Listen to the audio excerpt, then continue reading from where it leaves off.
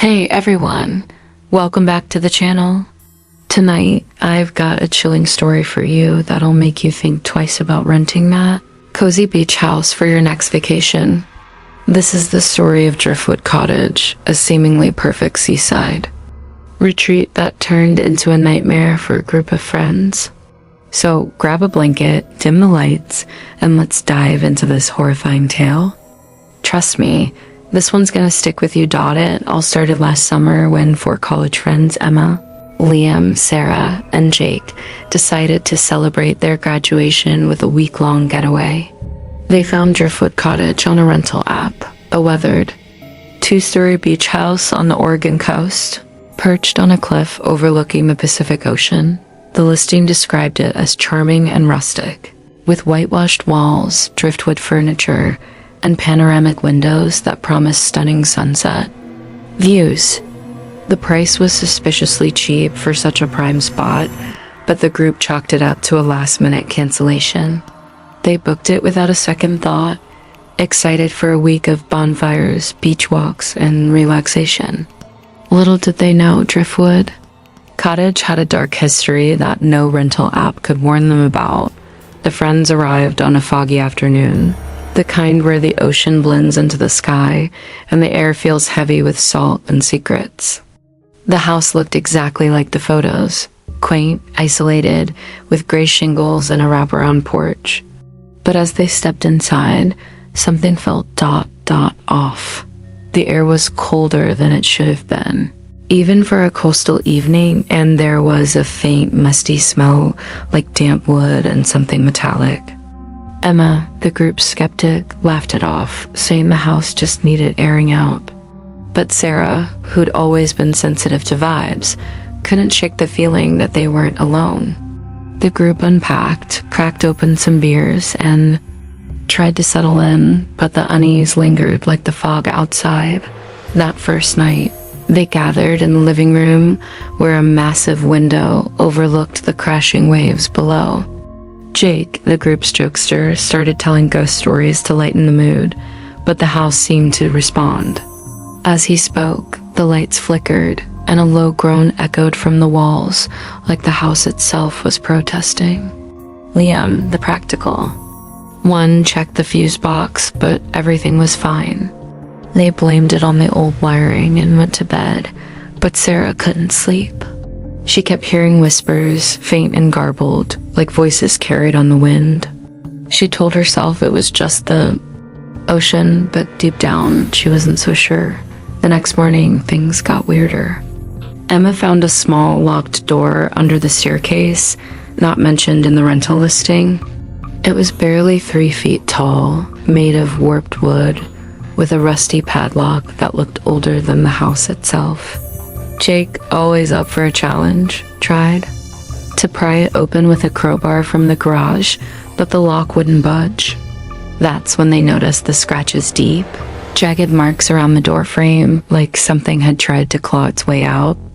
The group laughed nervously, but the discovery left them rattled. Sarah suggested they call the property owner, but the phone number on the listing was disconnected. A quick search online revealed nothing about Driftwood Cottage, no reviews, no history, just a blank page where the listing used to be by the second night. The group's excitement had turned to tension. They decided to have a bonfire on the beach to shake off the creepy vibes. As they sat around the fire, sharing stories and roasting marshmallows, Liam noticed something in the distance. A figure standing at the edge of the cliff near the house. It was too dark to make out details, but it stood motionless, watching them. He pointed it out, and the group froze, staring as the figure seemed to vanish into the fog. Jake swore it was just a trick of the light, but when they returned to the house, they found wet footprints on the porch bare, human-sized, leading from the cliff's edge to the front door, then stopping abruptly. No one could explain it, and the group's laughter was replaced by uneasy silence.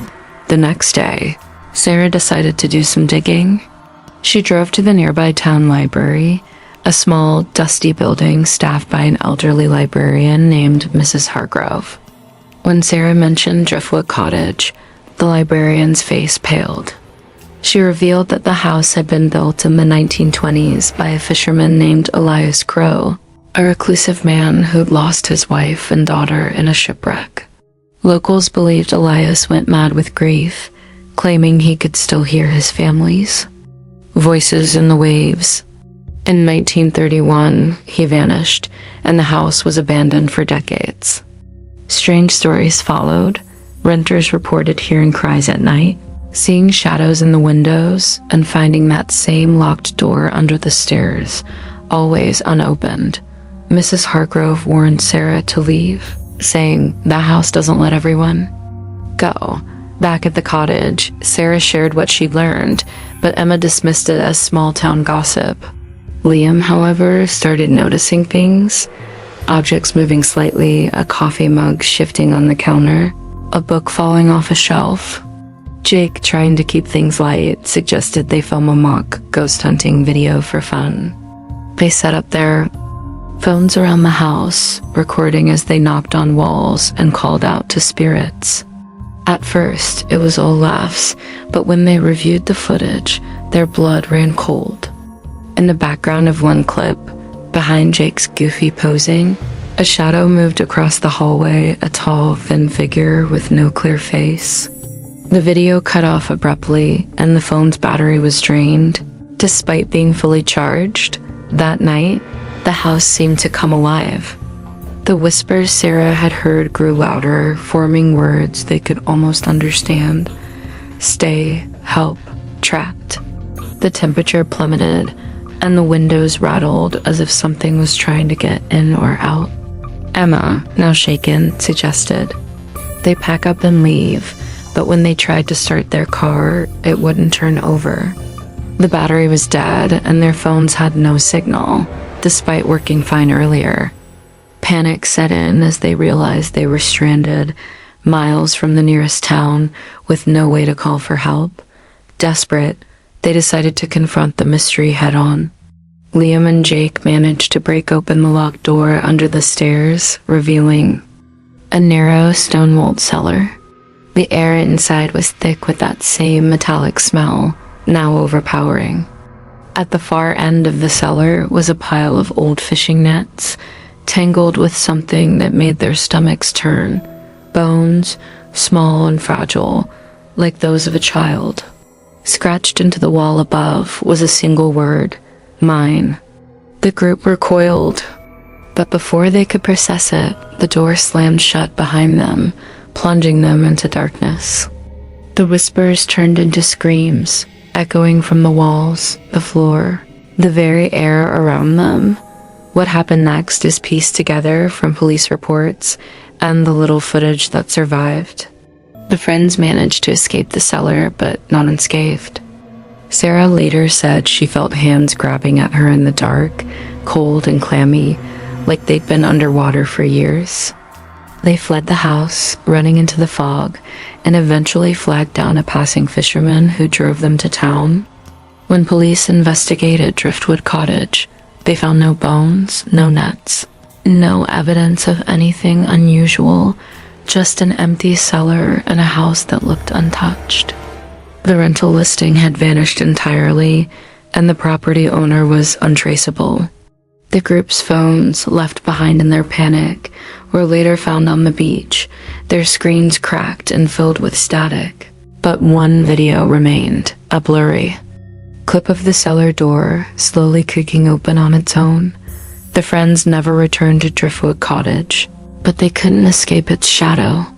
Sarah started having nightmares of drowning, hearing the same whispers calling her back. Liam swore. He saw the figure from the cliff in his rearview mirror, even miles away. Jake, once the group's skeptic, stopped talking altogether, haunted by what he'd seen in that cellar. And Emma? She disappeared a month later, leaving a note that simply said, "I have to go back." No one's seen her since. So what really happened at Driftwood Cottage? Was it Elias Crow, still searching for his lost family? Or something older, something tied to the ocean itself, claiming anyone who dared stay too long? Locals say the house is still there, waiting for its next guests. If you're ever on the Oregon coast and see a listing for a cheap beach house with driftwood decor, maybe think twice. Some places are better left alone. Thanks for watching, guys. If you like this story, hit that like button, subscribe, and let me know in the comments if you've ever stayed somewhere that gave you the chills. Until next time, stay spooky and maybe stay away from beach houses.